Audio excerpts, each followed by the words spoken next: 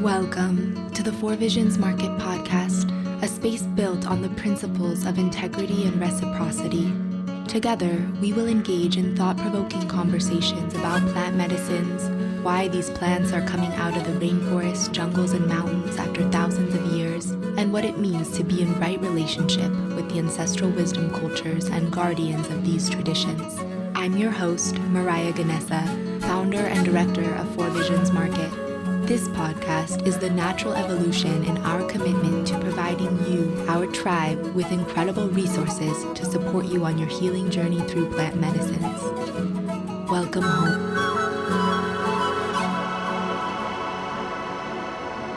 Welcome back, Four Visions family, and thank you so much for tuning in to another episode of the Four Visions podcast. I'm really excited to bring you a very special episode today. Sena Maria supports women to embrace a nourished, resilient, and radiantly healthy state. She uses mineral nutritional balancing to rebuild our mineral heritage and get to the root of our health issues. She believes that we are only as healthy as our cells, and by supporting our body's ability to create energy and eliminate toxins efficiently, we can return to the simple, natural joy of being alive. Sena's degree is in psychology, career at Google, and her subsequent studies of yoga, energy healing, shamanism, plant medicine, tools for building emotional capacity and integration, and mineral nutritional balancing have led her to sit with many questions about what humanity may need at this time to heal from trauma and toxins, strengthen our families, and create mineral-rich generations to come. She offers a woman-centric approach to hair tissue mineral analysis, utilizing it as a tool for deepening connection with oneself.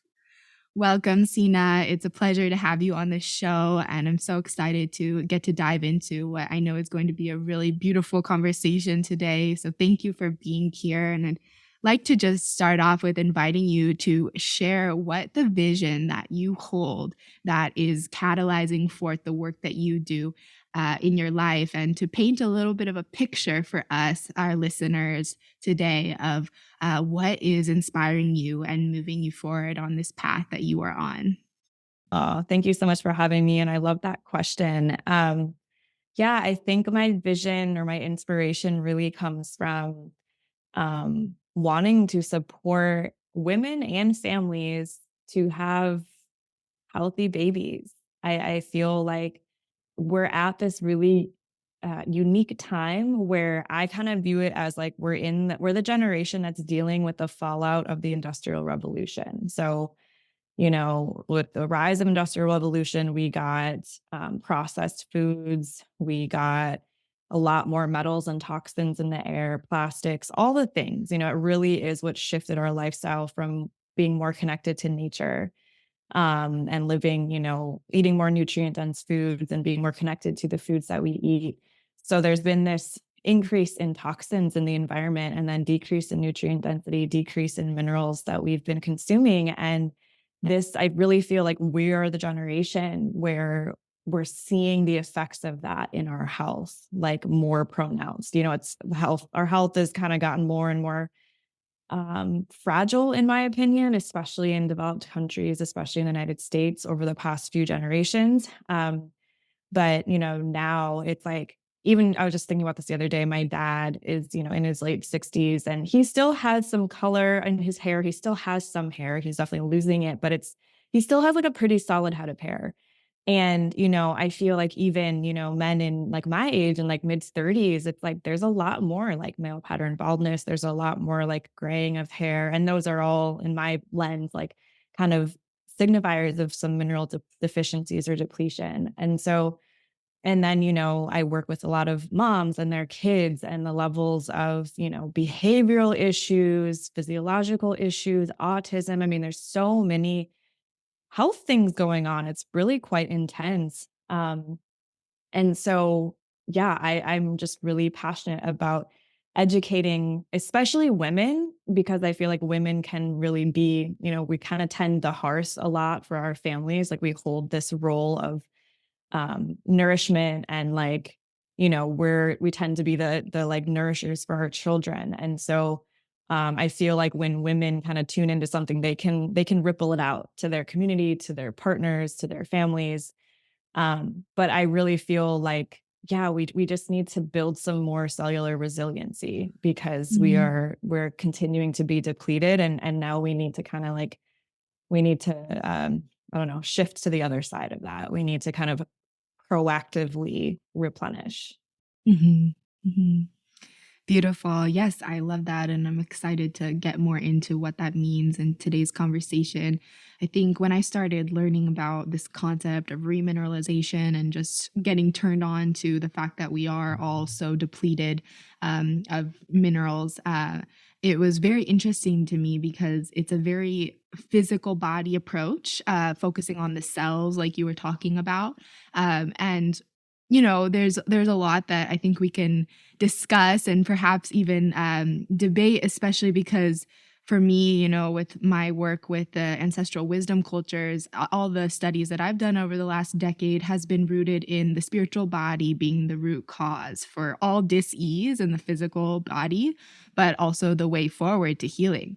And so I really respect this other approach and perspective because I feel like it, especially when it is taking into account the spiritual and the emotional bodies, can be an incredible ally and support to a path of nourishment as well as a holistic path and approach of healing. So that being said, I don't know how familiar my listeners are with this very emerging study and research. So, could you give us a little bit of a background introduction and overview of what remineralization is? And you kind of referred a little bit to how depleted we are, but maybe get into it a little bit more as far as the effects of the buildup of toxins since the Industrial Revolution in our soil and what that means, even Mhm, if we're eating organic foods, just to mhm. give everyone a little bit of context of where this approach comes from. Yeah, absolutely. So, the approach that I'm certified in is mineral nutritional balancing, and so there are many approaches to minerals. There's a lab test called the hair tissue mineral analysis. It's the HTMA, and so there are many people out there that read that hair test, and they have different approaches, right? And so I'm from a lineage called mineral nutritional balancing that is pretty specific. So I just want to be really clear on that because if someone, if you go find an HTMA practitioner, you may not be working with someone that's in this lineage that I'm speaking of. There's different approaches, right, to remineralizing. And so mineral nutritional balancing was created about 50 years ago by Dr. Paul Eck. And he was a brilliant man. He was a biochemist and he pulled from all these different schools of thought. So he brought in soil scientist, Dr. William Albrecht, who was studying how minerals impact the soil and what happens when the soil is, imbalanced in different minerals. And so he brought in that wisdom. He brought in oxidation rate, which is kind of like the body's metabolic rate and how you can view that from minerals. He brought in Dr. Hans Selye, who is the father of stress. Like he kind of brought in the concept of stress and how it impacts the human body. So he basically kind of coalesced all these, incredible thinkers and researchers, and using the hair tissue mineral analysis test, he analyzed over 200,000 of those tests and basically created this system where we are not only looking at mineral levels on this test, we're looking at ratios as well. And we can see how well adrenals are functioning, how well thyroid is functioning, how well liver is functioning, metabolic rate, on and on. Like it's quite in depth. So it's really cool because this is a non-invasive test. It's a non-invasive biopsy where we take a little inch sample of your hair closest to your scalp because the hair is an excretion pathway for the body. So we eliminate things through our urine, through our bowel movements, through our sweat, and then also our hair.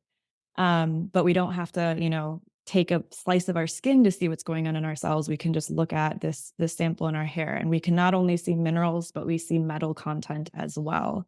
Basically, there's this lineage of 50 years of practice of this work, and there's a very specific approach where we provide mineral formulas that are specifically created 4 patterns on this hair test. So it's a very data-driven approach. And then we retest and we see how the body is responding. I mean, we are just not getting the nutrient density that we used to get back in the day. There's a rise in processed foods, like I mentioned. Our soils are so depleted.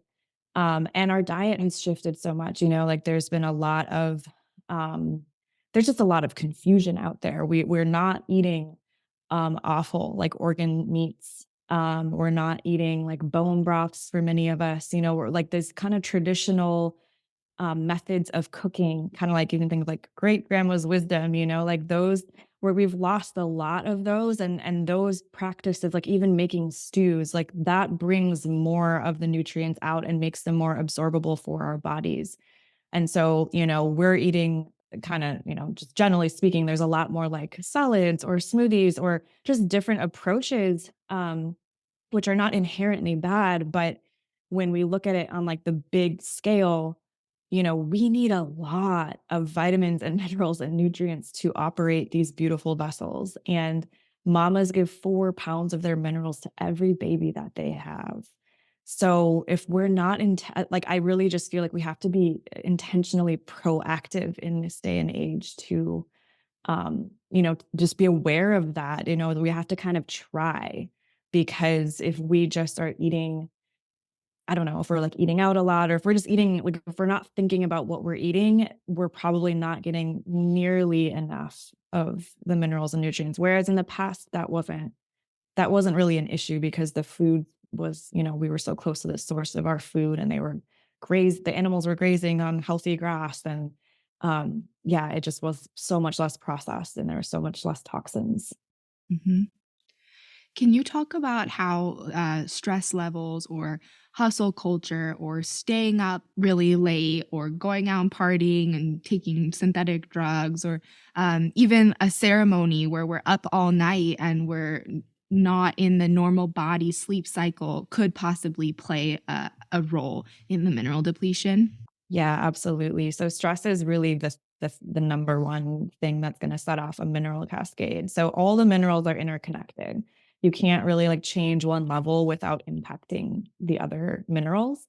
And so, but when we have a stressful event, and it can be good stress or bad stress. Like stress, there's different types of stress. Dr. Hans Selye defines stress in a very simple way, and I'm paraphrasing, but he defines it as a state of change. So like any change for us can be a stressful thing just for our body to adjust to in some way. But the body's response when a stressful thing happens is it will start to excrete a mineral. We'll have a loss of a mineral. It's usually going to be magnesium or calcium or sodium or potassium, depending on how our body's responding. And as that mineral is pulled from where it should be and being put elsewhere in the body, that has a cascading effect on all the other minerals. And so if we stay in that stress response for an extended period of time, if we don't get time to really replenish and bring our body back into a parasympathetic system and like nourish ourselves back into kind of a baseline, we can develop symptoms. Like that's, the over time, as we are not getting enough magnesium, for example, our body's going to start to have to shift to address that. Our bodies are still so amazing, and it's going to do what it can do to keep us surviving, but it may pull from non-essential survival systems in our body. So like women might lose hair. I mean, anyone, women and men, but like it's really common for women to lose hair when there's like some stress on the body, or definitely post pregnancy, or like graying of hair, or like eyebrows will start to thin. You can see these subtle markers that the body is under some level of stress. So essentially, a lot of the uh, elements of aging we would attribute in this line of thinking to mineral depletion. Hmm. Yeah, yeah. Mhm. Hmm. So, how do we go about remineralizing? What does a protocol look like to start adding minerals back into our lifestyle and into our routine and protocol? My work is a mix of like I said, mineral nutritional balancing, and I've also pulled from a few different kind of nutritional philosophies. One being the work of Dr. Weston A. Price. He was a dentist in the 1920s, and that was like the precipice of when processed food started to be kind of put out. So he got to see the shift in his dental, clients, his patients, the effects of processed foods on their dental health. And he would see kids who used to not have issues like this. They were coming in with crowded teeth, they were coming in with cavities all of a Mhm. sudden. And he did this incredible study where he basically traveled the world in the 1920s and 30s and documented indigenous cultures around the world and what they were eating, and documented their teeth health, their jaw structure. He has photos of, their mouths, because you can see a lot, from how healthy someone's teeth are. Yeah. And so that body of work is just so incredible. And he really leaned on, some key things he found were all the indigenous cultures would prioritize the most nutrient dense foods for uh, like preconceptive couples. So they would like give the most nutrient dense butter from the first spring grass in somewhere in Scandinavia, like that first green grass that comes with all those minerals from all the snow from the whole winter seeping into the ground. And then that butter from, the cows eating that grass is given to the couples that were recently married and are going to conceive. A huge emphasis on animal based diets.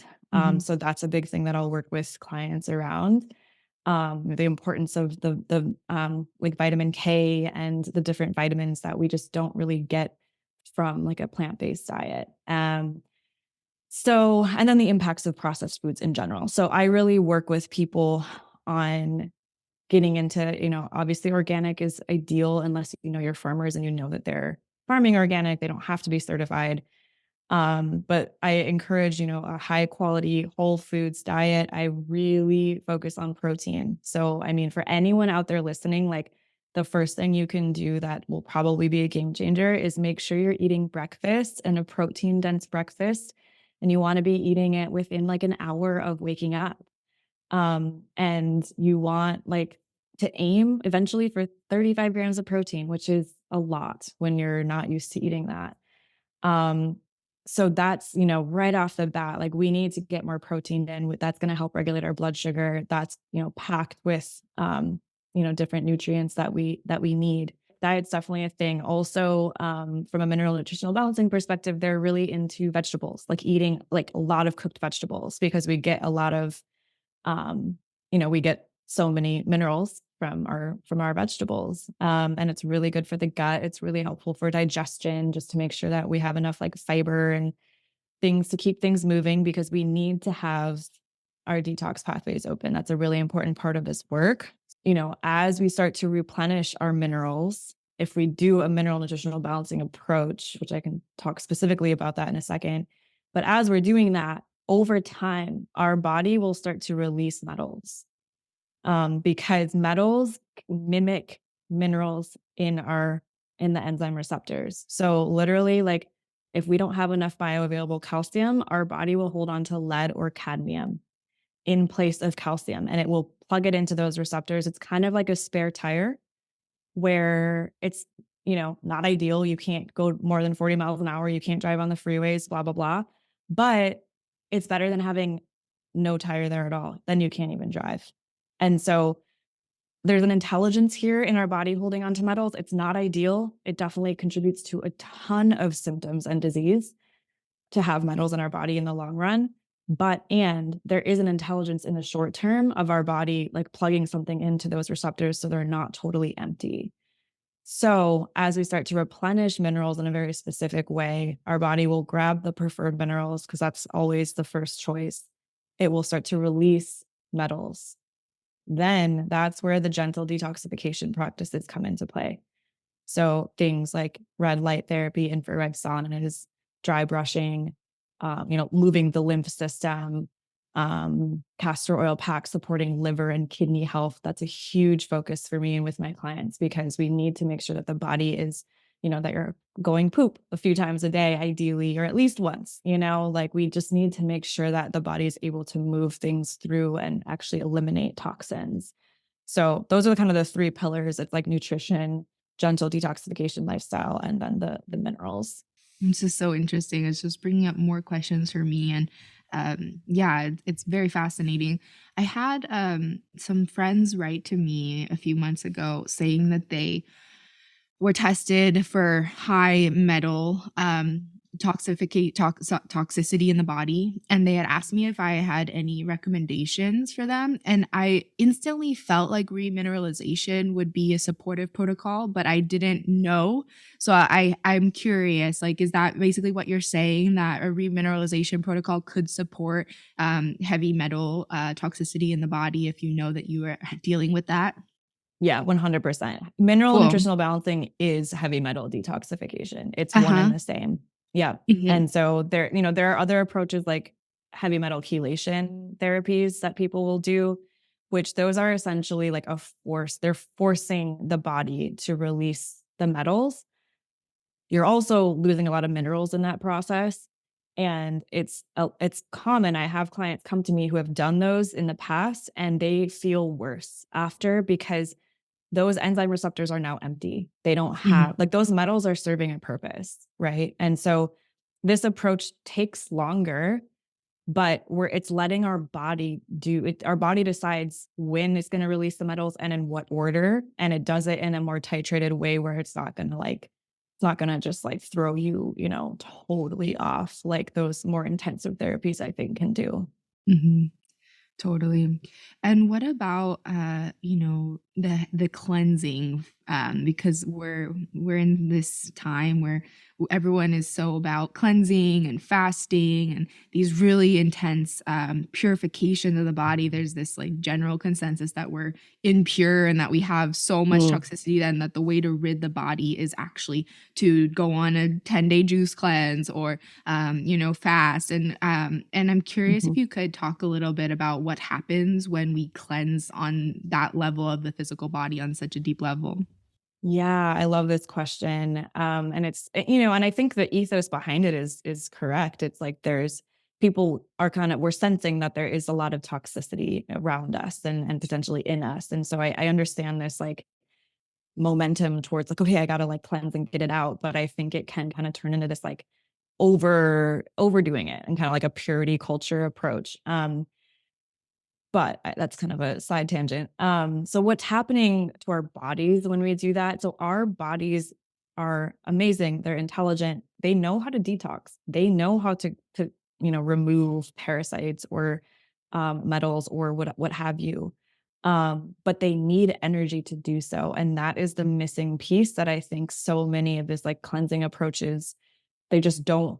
They're just missing that whole the body needs energy. The body needs fuel. The body's not going to be able to detox without that fuel for an extended period of time. And so, like, a really interesting example is this happens more commonly with women, but also will happen with men, where if you're not eating enough, if you kind of like skip meals, you like get hangry a lot, you're running on stress hormones, right? And so you're going to be running on aldosterone or cortisol because your body needs fuel from somewhere to run. Um, and what will happen is if we're not eating enough, our body, once we start kind of eating, or if we might crave sugar because our body just needs some fuel. So it's going to crave some quick fuel. So we're going to want those quick sugars. But our body will start to hold on to weight around our organs, which is basically around our belly, around our center. That is the body's survival response because it's basically saying, like, I don't know when I'm going to get enough food and fuel.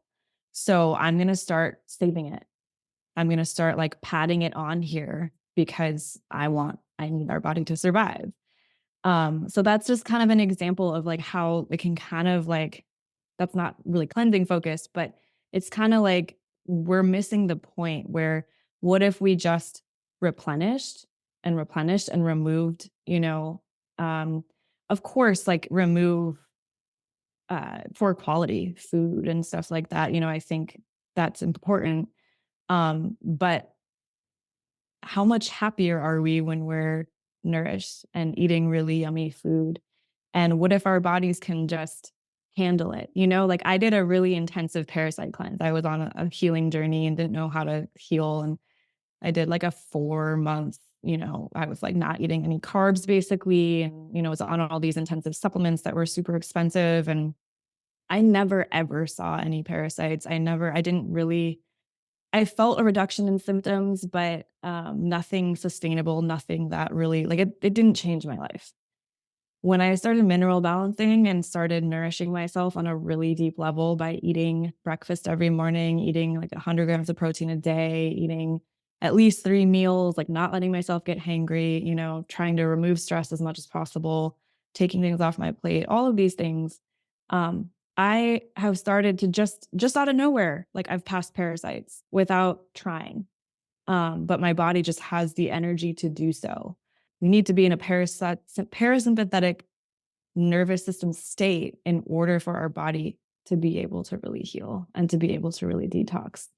That's the other thing. So essentially a lot of cleansing is really stressful on the body. It just puts the body into a stress response, and then the body is going to be in an alarm state. It's going to be running on adrenal hormones. That's not a time that's our body's not going to cleanse from that. It's just going to be stressed out. Yeah, totally. Makes a lot of sense. And I think it's really helpful information for people to integrate into a healing routine or a healing journey. Um, can you talk a little bit about how our body absorbs minerals? Because, that was another thing I started kind of understanding when I went down a little bit of a rabbit hole with remineralization, that like just taking a magnesium supplement isn't necessarily going to mean that you are absorbing the magnesium. So could you break that Mm-hmm. down for us a little bit and explain how we get the minerals that we need and how we ensure that our body and our cells can absorb them? Yeah, absolutely. So there's a few different like layers here. I mean, one is um, minerals need specific cofactors to be absorbed. Um, and like I said before, if we just take a bunch of zinc, which is actually kind of common for people to do because they've heard it's a good one, right? Which zinc is amazing, but if we take a bunch of zinc, it has an antagonistic effect, meaning it will lower sodium levels. So that this is the thing that I didn't know until I got into this work, where like this kind of supplementing based on what we see on the internet or on social media can actually be really unhelpful. Like really, it could be detrimental to your health, because for someone, they might feel great when they take zinc because they actually need to lower their sodium levels to bring it more aligned in potassium. Other people, they have really low sodium levels already. So if they're bringing those levels down lower, that's not good. So there's a whole interconnected web of minerals. And when you're taking something like it, it doesn't really work to just be like, oh, I'm low in magnesium, I'm just going to take magnesium. That's called replacement therapy. That's not taking into account the whole web of interconnection there. So if you're going to, my approach is very specific formulas where it's like, okay, we have this calcium, you have to have calcium and magnesium together because they are going to stay in balance. They're like a little pair. So, and we want them in, Dr. Paul Eck found that a 1-to-6 ratio of calcium to magnesium is optimal. Then you can add in boron, which is a nice cofactor for magnesium. You can add in like a vitamin K or a vitamin D, which is a cofactor for calcium. So there's a lot of like really specific nuance there for how our body will best absorb minerals. The other big piece is our digestive health.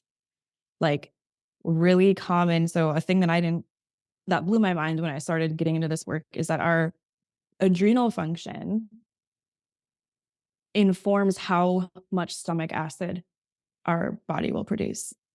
Mhm. So if our adrenals are super depleted and exhausted, we're not going to be producing as much hydrochloric acid, stomach acid, which means we're going to have a harder time digesting food. So it's this really interesting slippery slope that I went down, and I've seen many, especially women, go down, where we get burned out. We kind of have we have a harder time digesting proteins and fats because those are more complex to digest. Then we kind of have this story that, meat is too dense for me. I need a lighter diet. I'm going to go plant-based. I can't do dairy. we become super sensitive to a lot of things. And so then we start to eat less and less nutrient dense foods, um, which is actually just kind of hurting us in the grand scheme of things, because our adrenals need a lot of nutrients, a lot of protein to function properly. So why can't a body absorb minerals through a raw salad or a smoothie in the same way that they could with cooked vegetables or bone broth? That's a good question. Yeah, I think, well, with cooked vegetables and bone broth, basically they're like partially digested. So plants have, they kind of have anti-nutrient. A lot of plants have this kind of like protective barrier around them that is extra energy for our bodies to digest. Also with like grains, you've heard that like maybe you need to soak your grains. That's better. It's like preparing the grains to be digested. So when we're cooking vegetables, we're preparing them where our body doesn't have to work so hard to break through any of these kind of anti-nutrients, and it's going to be able to just, our digestive system is warm. So cooked vegetables are already going to like meet that. If we're having a raw salad or a cold smoothie, that's going to dampen our digestion. I like to think about how our ancestors ate. Our body doesn't really know like what's happening in a smoothie because we put so much stuff in there. I mean, like I've been there. I'll put like protein powder with all these different ingredients, and then like a greens powder with all these different ingredients. And then we're going to put in like some coconut milk, and then we're going to put in nuts, and we're going to it's just like a whole bunch of different stuff. And, I mean, I'm not totally anti smoothie, but I think there's ways to use them that are more like supplemental. That I don't think they're like a great meal. And I think there's ways that we can support our body's like ability to digest those. But yeah, essentially like just traditional cooking methods like soups and bone broth, like they are already like they're preparing those minerals to be more available for our bodies. Mhm. And they're easier to digest, just like it's easier to, drink bone broth and digest like a soup, like vegetables cooked in a soup. That's really like your body doesn't have to do much to break that down. So if you're having digestive issues, if you don't have like a strong digestive system right now, like lean into those versus having to break down like a raw vegetable from raw. It is often said that for those who work with plant medicines, 50% of the spiritual transformation takes place during the ceremony, and the other 50% takes place during the process of integration that follows. Navigating the process of translating the healing you received from the plants into embodied wisdom is not as easy as one might think, and many people often struggle to see this change and transformation take place. Last fall, 4 Visions launched our flagship plant medicine integration program. We poured our combined decades of experience working with plant medicines into creating the curriculum that we wish we had years ago when struggling to navigate the profound realms of translating, applying, and embodying the profound wisdom that the plants and fungi give us. Integration work is the action taking and the grounding into the fibers of our beings, the ancestral and cosmic wisdom that the plants give us. It is the manifestation of every vision. When we do it well, it becomes the true ceremony, the ceremony of life. Since we launched last October, we've had over 30 people go through the program. We have received incredible feedback that we have taken to heart and have since decided to revamp the program based off of the needs and input of past participants and the 4 Visions community at large. Some exciting updates and changes to our integration program include more accessible pricing, payment plans. We redesigned the program to make it much more customizable, to be able to create and design the experience that you are needing and wanting. The ability to work at your own pace with immediate access to all educational content. Added course modules, additional faculty and resources to better support your studies. A more streamlined experience, making it easy to navigate and absorb the material. Discounted pricing for participants on our entire apothecary with guidance to be able to source the plant allies that will be most conducive to your integration journey. We just relaunched the program, and now until the end of April, we're offering 25% off all 3 paths. Discount is automatically applied at checkout. Go to fourvisionsintegration.com to learn more and to sign up. Now back to today's episode. Yeah, of course. That makes a lot of sense. And I think is so helpful for anyone who's looking to go on a healing journey is to really look at their diet and understand what foods they're eating that are nourishing and supporting, Mhm. the level of energy that we need to have our optimum vitality, and what foods we might have in our diet that are causing us to expend more energy to just process them. And Yeah. yeah, it's a big conversation, and I don't really feel like we need to go too deep down the ancestral foods rabbit hole, but it is such a powerful pathway to Mhm. healing and to connection with the animal kingdom in a way of yeah, just connection, reverence, respect. For Mhm. us, we source plant medicine, so we're really all about connecting people to the plant kingdom. But the animal Mhm. kingdom also contains vast amount of cosmic information and healing potential, and it's a really beautiful journey to go on for anyone who is recognizing that their current diet is not sustainable for them, and that they're Mhm. feeling any level of health problems. I always turn people to their diet first and foremost as a Mhm. really good indicator of what we're feeding ourselves and what we're putting into our body. So, Yep. yeah, thank you for Mhm. naming that. Um, I'd like to bring this conversation in relationship to working with plant medicines and be able to share some information with our listeners and our community of how we can apply remineralization to sustaining a plant path. And this is really why I felt called to bring you on the show, because I have, a journey with the plants. I've spent the last decade of my life working with plants consistently, and many chapters of my life have been very intensive, where I've spent many nights in a moon cycle up all night and working with ancestral plants and ancestral wisdom cultures and traditions. And it's been, the most fundamental and most impactful part of my spiritual journey and my healing journey. And I hope to have that as part of my path for many years to come. And at the same time, my journey to motherhood was really when I started looking at what I needed to nourish and replenish, and along the same lines of what you were discussing, of what it really takes to gestate and create life, requires a woman to give so much of her physical body, and then to sustain through the breastfeeding journey and the first few years. It was really a big turning point in really looking at the ways in which I was nourishing myself and supporting my physical body. And of course, in turn, it was like a natural evolution where I went through a period where I stopped staying up all night in ceremony as Mhm. much, because I was Right. then going down the journey of motherhood.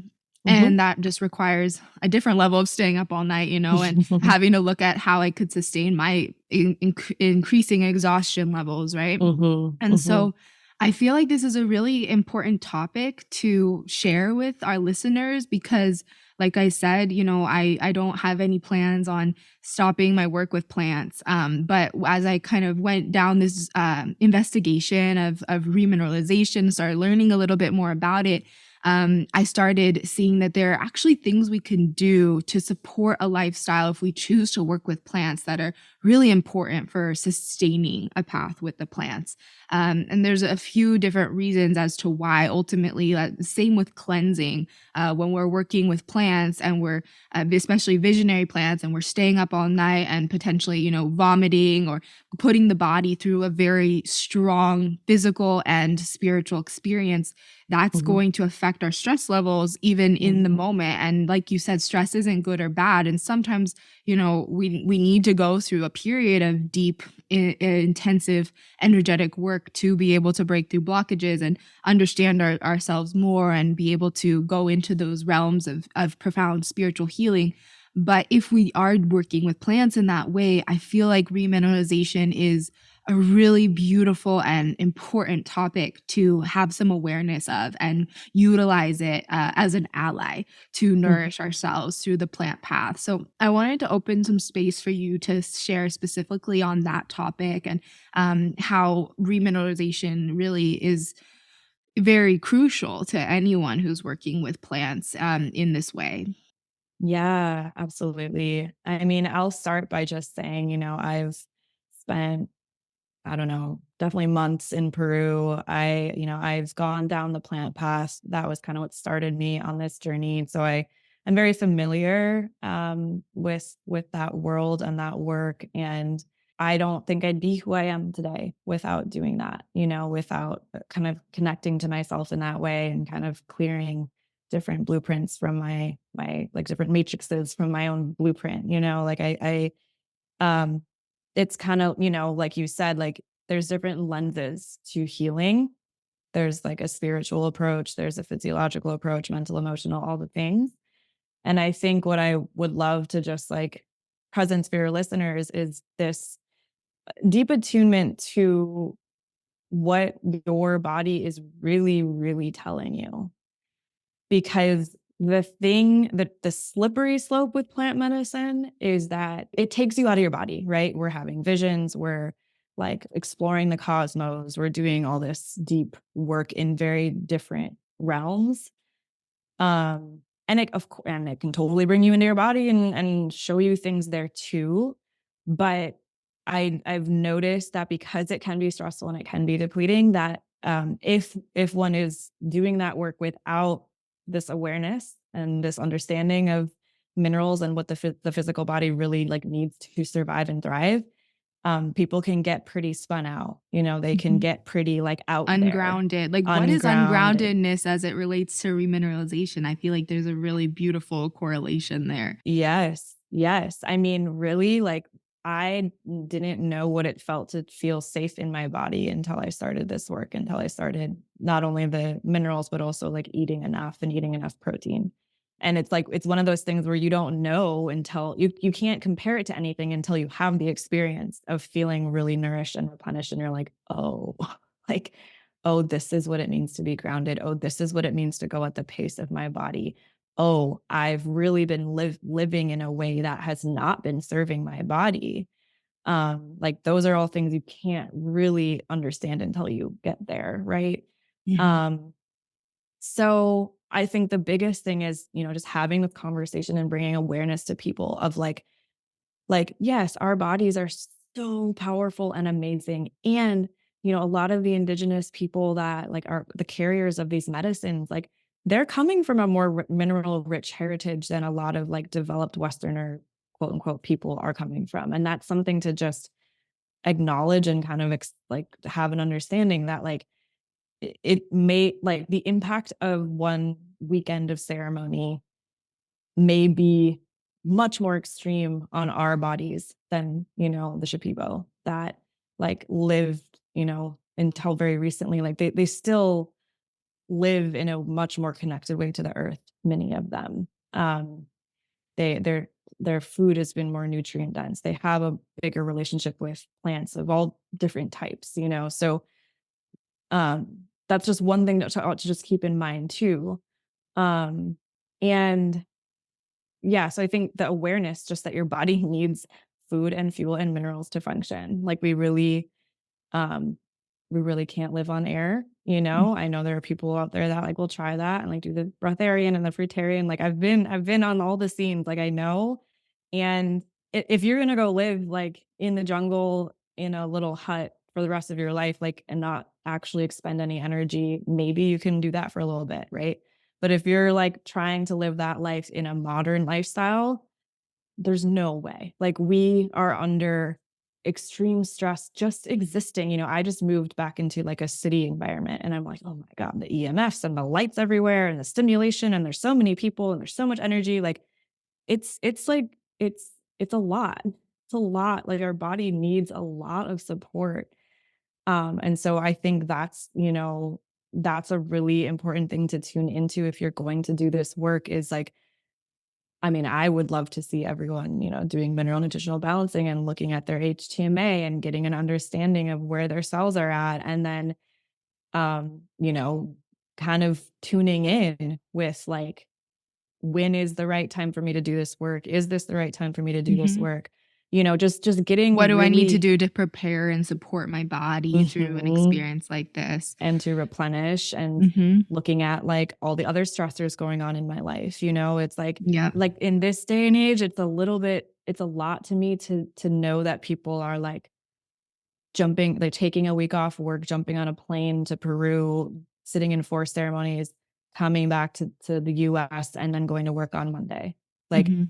that, I'm like, yo, like your body just went through so much to do that. And um yeah, I think there's like a slowness and a slower pace. And yeah, I guess just like a deep level of intentionality is what I'm trying to say. Just like really Mhm. being thoughtful, and really also um honoring the physical body's needs and the physical healing as much as we're honoring the spiritual healing, Mhm. because that can get kind of divided.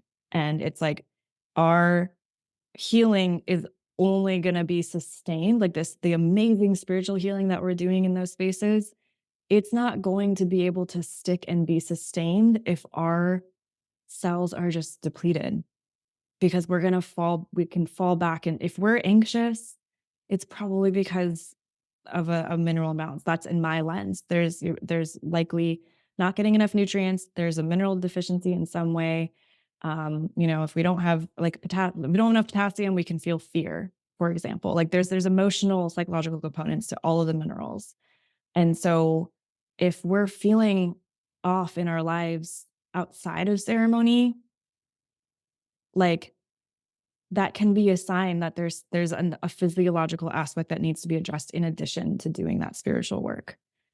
And it's like it's all important. Yes, thank you so much for sharing that and bringing that here to this conversation because I just feel like this is so beautiful and important, like you said, to really have an awareness of. And there's so many things that what you just shared bring up for me, everything from the standard ayahuasca diet, that is, like you said, was the diet of traditional peoples deep in the jungle, not expending tremendous energy, going through periods, elongated periods of being in dieta, where they're really just focusing on their spiritual journey and they're not doing any hard work, labor, they're not moving, they're not talking to people, all of these things Mhm. that we are doing still, but then incorporating in a radical change to our diet to prepare a travel to go to the retreat and then coming back right away into our daily lives. It's like it's all things that we just need to consider and have in our awareness. And then even people will come to work with us in Colombia often, and they will have been eating a very, very strict diet and come into the retreats already feeling really depleted or just at a Mhm. different state than they're at. And I know for myself personally, for the tribes that I work with, like we do eat meat around the Mhm. medicine, especially the yahe, because the yahe is a form of ayahuasca that is extremely hard on the body, and Mhm. it's just physically purifying. And the vomit that comes from the yahe comes from the emotional body, the stomach, and so we carry all of our emotions in the stomach. And when we're purging, we're cleansing all of the ancestral memory, the generational memory impacts, traumas, and wounds. And it's a very beautiful experience to have. But it does require a level of physical fortitude to be able to go through that journey. And so I always, when I see vegetarians and vegans come to work with us, I'm always very, aware of where their energy is after ceremony. And oftentimes it is common that they feel really weak and feel really ungrounded. And I think that that's just like where we have to take into account the modern lifestyle if we're going to work with these plants and really, like you said, trust our body's intuition. Because even if it's not the traditional diet to be Mhm. eating a lot of salt, for example, before you go to work with medicine, but you body really does need high quality sodium, and through Himalayan crystal salt and high quality sea salt. That's something that's supportive. That's a great example of things that we often tell our clients that come to work with us. It's like, if you need salt, take salt, please, but don't use iodized salt. Don't use table salt because that's doing nothing. So it's really just about finding that balance and honoring your body through the process. And then also what I often see in the plant medicine community is like no spaciousness to rest. And I think that this Mhm. is also where we can have greater awareness. Even on a retreat, it's very common to be up all night in a ceremony and then spend the whole following day playing music and talking and Mhm. continuing to work with the allied medicines, maambe and bil, hape.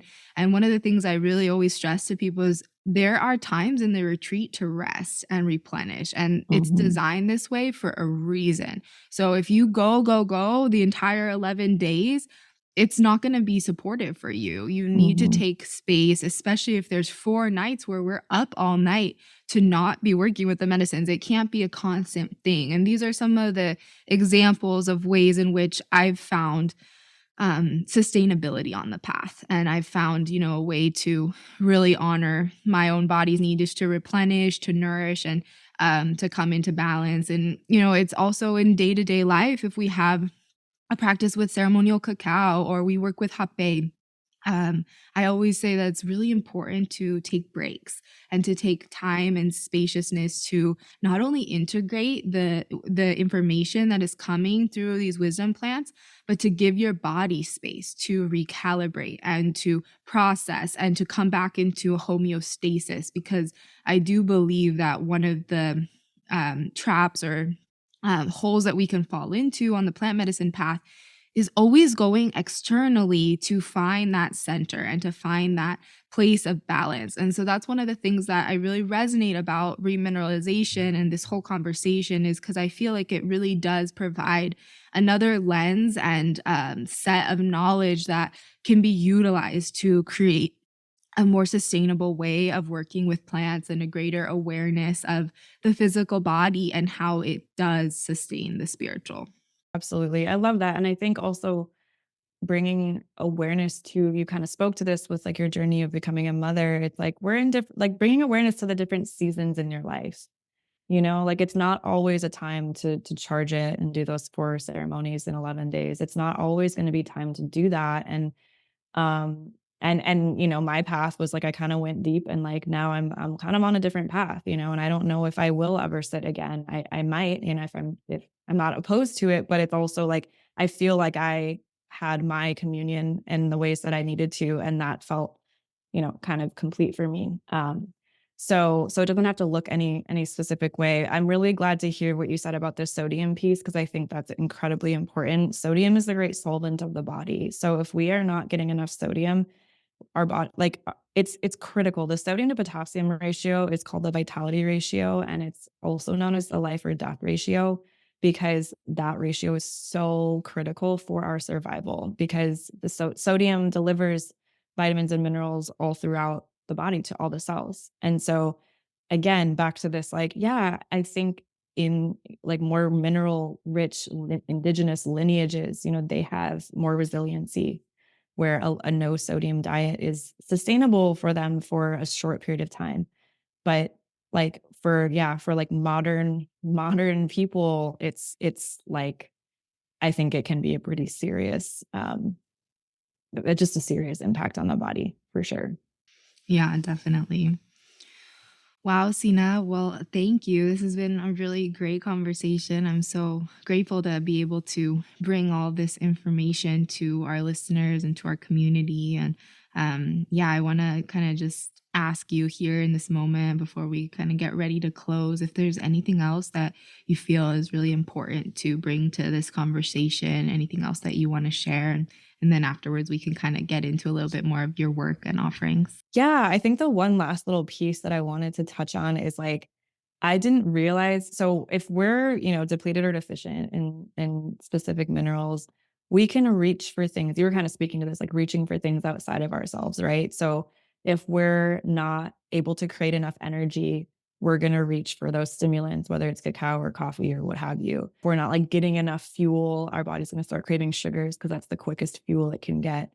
And so, yeah, I just like to bring awareness to that when we're talking about like plant medicines, because sometimes that's where like that level, that like sort of discernment becomes really important, because sometimes you're reaching for something and it's like, is this, is this like, uh, an attuned like soul. I'm ready to like commune with this medicine, or am I reaching to this to get energy? Am I borrowing energy from my future by taking these like stimulants now? Um, there's kind of this like give or take where we're going to be using our energy, if we're boosting our energy with stimulants, for example, like that's going to impact us down the line. So yeah, just like encouraging some inquiry there for people of like, why are you reaching for that cacao? And like, is that coming from a really like centered, grounded place? Or is that coming from like you're maybe exhausted, or maybe you just need to rest? Yeah, that's beautiful. Thank you for bringing that together because I always say, the plants are here to teach us what is already inherent within us. And so we can utilize the plants to get to these places of consciousness and presence and stillness and connection. And that can be a guiding light for us of where we can go. But we can get to those places through prayer, through meditation, through different awareness and embodiment practices. And so oftentimes someone who has a plant medicine experience, their whole lives shift because their standard of how they want to live their lives radically transforms, and the level of presence and embodiment that they want to live the day to day, the standard for that goes up. And so, my teacher always says, like, we don't need the plants. The plants are here to accompany us and to show us one pathway up the stairway to the celestial realms, but that ultimately there are many different pathways to this place of connection. And so this is where, really allowing the plants to open up, like you said, how it played an impactful role in your spiritual journey. I've spoken to a lot of people who no longer work with plant medicines and who worked with them in the past, and every single one says that it radically informed the trajectory of their lives. And I do believe it's because of this, because through the plants, that doorway is open to these celestial realms. And then we are able to have a reference point where we can then access in our day to day consciousness. And that's really how the plants are meant to be used, as tools to then be able to live from that state all the time. And so that's really, what I always recommend that people utilize as their form of evaluation for how their integration is going, how their life is going as they start a plant medicine journey, is like, how's the day to day after you go back from your ceremony when you're not working with plants anymore, and you take this period to integrate and process. What are the changes that you're seeing? How are you feeling in your body? How are your thoughts? How is your emotional being? And so I really feel like this is a really beautiful and complete conversation. And then with all this beautiful information with the remineralization, it really is a beautiful pathway for anyone who's really looking to empower themselves more fully on their healing journey and to come into greater awareness with their bodies and the state of their health. And again, a lot of this path and the conversations I have on this podcast are about our own health empowerment and taking our healing and our health into our own hands. And the remineralization work is really so beautiful because it does just that. So yeah, maybe with that, you can share a little bit about the work that you are doing and some of your upcoming offerings, as well as your individual sessions. I'm always offering one-on-one consultations for people. So that includes, it's a 2-hour consult. We really go deep. And it has a hair tissue mineral test included. So we do a full analysis and we dive into your health history and your childhood, and we go into all the things. And the way that this work is most effective is we retest every 3 to 4 months. So I really like to work with people that are committed, that are okay with taking a slower pace. They're not looking for a quick fix, because that's not what this is. But if, for those that are wanting to kind of really dive in, it's really like the most effective path that I've found and seen for my clients. I also have a 12-month mineral balancing membership for women called Radiantly Nourished, and I'll be opening doors up for that soon, sometime May, June-ish. So whenever this podcast airs, just find my website, sena-maria.com, or find me on Instagram at Sena2_Maria. And you'll, send me a DM and I can send you more information on that. But that's a really beautiful program because it includes 3 HTMAs. So we get 3 tests for you throughout the year. You get 3 consults with me, just one-on-one. And then there's also a group component where we have monthly calls. And so it's giving women like this space to ask questions and feel supported and not feel so isolated on the healing path, while also getting that one-on-one support for me. So that's like my favorite place to kind of hang out these days. Beautiful. I love that. What a great offering. So we will definitely keep our listeners posted with the launch date and how it correlates to the release of this episode. So thank you so much. It's so lovely to connect and to have you on the show, and surely value this time that you've shared with us, and wish you many blessings on the work that you're doing. I do feel that it's very important, and I know that you're going to be able to help many people through this work. Thank you so much, Mariah. It was a great conversation. I'm so glad you're sharing this message. And yeah, thanks for all that you're doing.